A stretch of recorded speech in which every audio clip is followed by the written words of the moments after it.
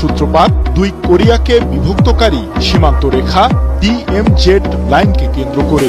উত্তর কোরিয়ার সেনাদের উপর গুলি চালিয়ে ইচ্ছাকৃতভাবে উস্কানি দিচ্ছে দক্ষিণ কোরিয়া, এমন অভিযোগ পিয়ংইয়ং এর। মূলত গত বছর থেকে দুই প্রতিবেশী দেশের সীমান্ত স্থায়ীভাবে সিল করতে উত্তর কোরিয়া DMZ লাইনে কাজ শুরু করে।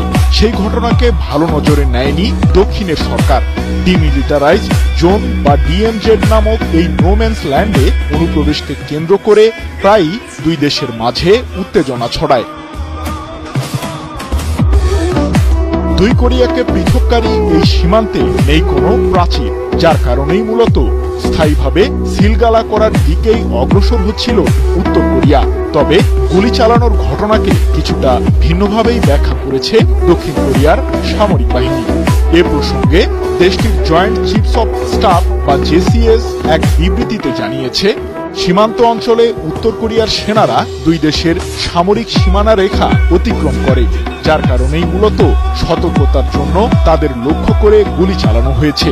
এমন অশ্রুসিক্ত অবস্থায় খুব কমই দেখা গেছে উত্তর কোরিয়ার এক নায়ক কিম জং উনকে। বিভিন্ন সময়ে নানা হুমকি ধামকি ও নিষ্ঠুরতার জন্য পরিচিত হলেও কিমের যে একটি কোমল দিক আছে সেটি যেন প্রত্যক্ষ করল পুরো বিশ্ব।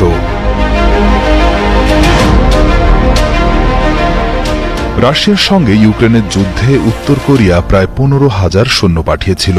এর মধ্যে অন্তত 600 জন মারা গেছেন। সম্প্রতি এক অনুষ্ঠানে রাশিয়ার পক্ষে যুদ্ধে মারা যাওয়া সেই সৈন্যদের স্মরণ করেছেন উত্তর কোরিয়ার নেতা কিম জং উন। নিহত সৈন্যদের ছবি সাজানো দেয়ালের সামনে নতজানু হয়ে সম্মানও জানিয়েছেন এবং ফুল দিয়েছেন।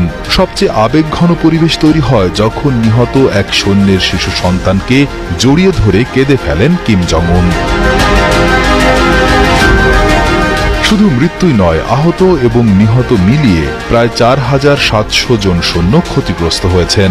মারা যাওয়া সৈন্যের তুলনায় আহত সৈন্যের সংখ্যা প্রায় 8 গুণ বেশি।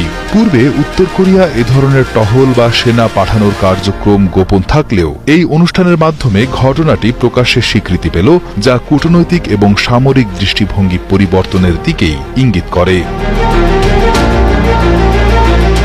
রাষ্ট্রীয় সংবাদে বলা হয়েছে, কিম জং উন সৈন্যদের বীরত্বকে বিজয়ী যুদ্ধের ফলাফল বলে ঘোষণা করেছেন। তবে তিনি যুদ্ধ শেষ হয়েছে কিনা তা স্পষ্ট করেননি।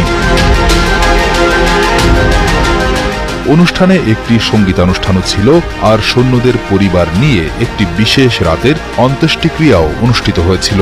এ ঘটনার মাধ্যমে কিম জনগণকে যেন দেখাতে চেয়েছেন, যারা যুদ্ধ করে মারা গেছেন তারা দেশের চোখে নায়ক।